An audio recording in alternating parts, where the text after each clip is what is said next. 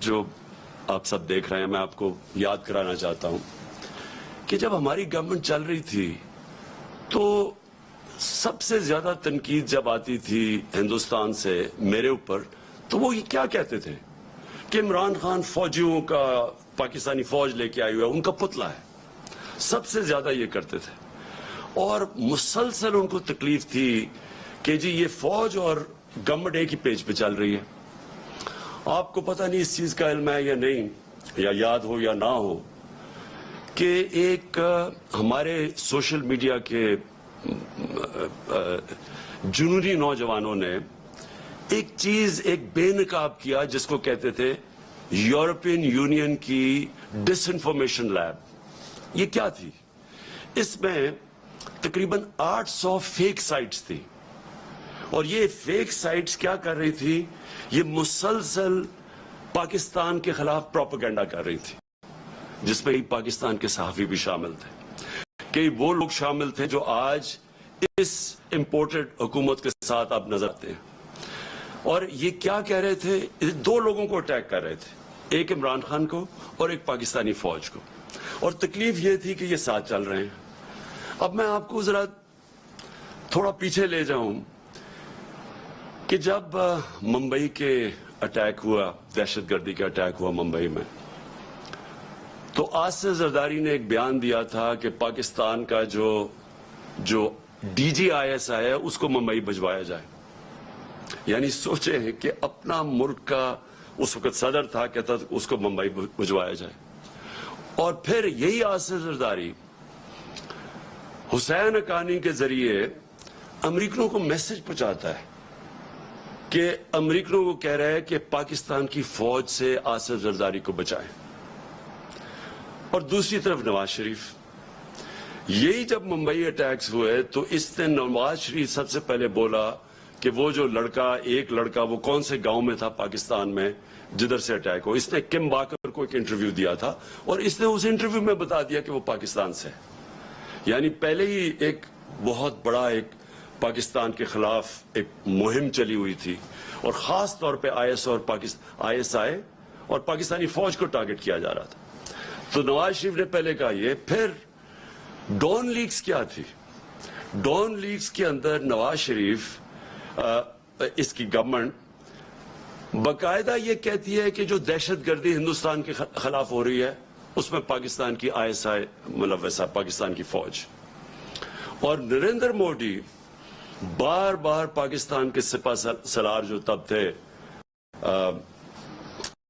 General Raheel, بار بار یہ کہتے تھے کہ وہ دہشت گرد ہے، دہشت گردوں کا سردار ہے، اور نواز شریف اس کو شادی پہ بلا رہا تھا اسی نریندر مودی کو جب کھاٹمانڈو کے اندر سارک کانفرنس ہوتی ہے تو برکا دت جو ان کی لیڈنگ جرنلسٹ ہیں وہ اپنی کتاب میں لکھتی ہے کہ چھپ کے سائٹ پہ نواز شریف نریندر مودی سے میٹنگ کر رہا تھا اور اس کو یہ کہہ رہا تھا کہ میں اپنی فوج سے مجھے بچائیں، یعنی اپنی فوج سے ڈر کے۔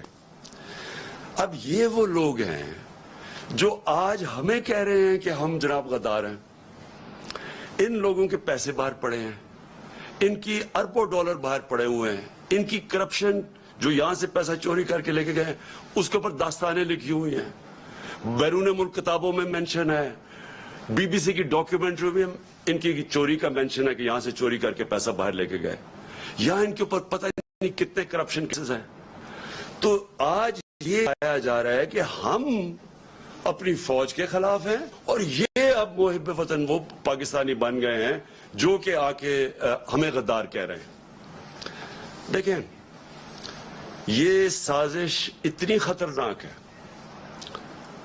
کہ اگر ایک ملک کی سب سے بڑی جماعت کو اگر آپ اس کی فوج کے سامنے کھڑا کر دیں اور ان کے اندر اختلافات پیدا کر دیں، اس سے زیادہ ملک کو نقصان کوئی چیز نہیں پہنچا سکتی۔ میں 18 سال کا بھی نہیں تھا جب میں ایسٹ پاکستان میچ کھیلنے گیا، مجھے یاد ہے 1970 مارچ میں، اور میں میرا فرسٹ کزن تھے بریگیڈیئر شفیق، ان کے ساتھ ٹھہرا ہوا تھا۔ تب مجھے پتا چلا کہ وہ کتنی نفرت اپنی فوج کے اندر اور وہ بنگلہ دیش کی جو سب سے بڑی جماعت ہے اس کے اندر پھیل چکی تھی۔ اور اس کے بعد ہم سب جانتے ہیں کہ ہمارا ملک ٹوٹا. ہمیں پتہ ہے کہ ہمارا ملک جب آپ ایک سب سے بڑی جماعت اور فوج کے بیچ میں جو ہوا, یہ پاکستان کی تاریخ کا سب سے افسوسناک واقعہ کہ ہمارا ملک ٹوٹ گیا. آج وہی کوشش کی جا رہی ہے.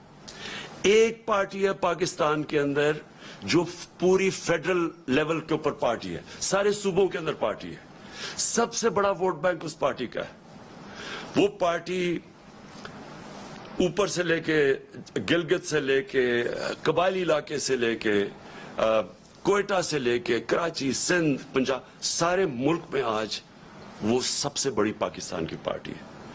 اور یہ سازش کی جا رہی ہے, اور سازش وہ لوگ کر رہے ہیں جو اس بیرونی سازش کا حصہ ہیں, کولیبریٹرز ہیں. وہ سازش کیوں کر رہے ہیں اب میں بتاؤں. ہوا کیا, پہلے ہماری گورنمنٹ گرائی گئی. انہوں نے سمجھا کہ ختم ہو جائے گا, یہاں جب گورنمنٹ جاتی ہے لوگ مٹھائیاں بانٹتے ہیں. وہ پبلک سڑکوں کے اوپر آ گئی. پھر ہم نے ایک پرامن احتجاج کرنا تھا 25 مئی کو. انہوں نے وہ یعنی عوام کے خلاف جو ظلم کیا ہے, یعنی کبھی اس ملک کی تاریخ میں ایسی حرکتیں نہیں ہوئی. 2-2, 3 بجے لوگوں کے گھروں میں جا کے وہاں عورتوں نہ چادر نہ چار دیواری کی فکر, وہاں انہوں نے دہشت پھیلائی. کبھی ایسی دہشت نہیں پاکستان میں پھیلائی گئی جس طرح کی شیلنگ کی فیملیز پہ, لوگوں پہ. یعنی جو انہوں نے کر سکتے تھے وہ ظلم کیا, اور اس کے پیچھے ایک ہی سوچ تھی کہ اس کو کرش کر دو پارٹی کو.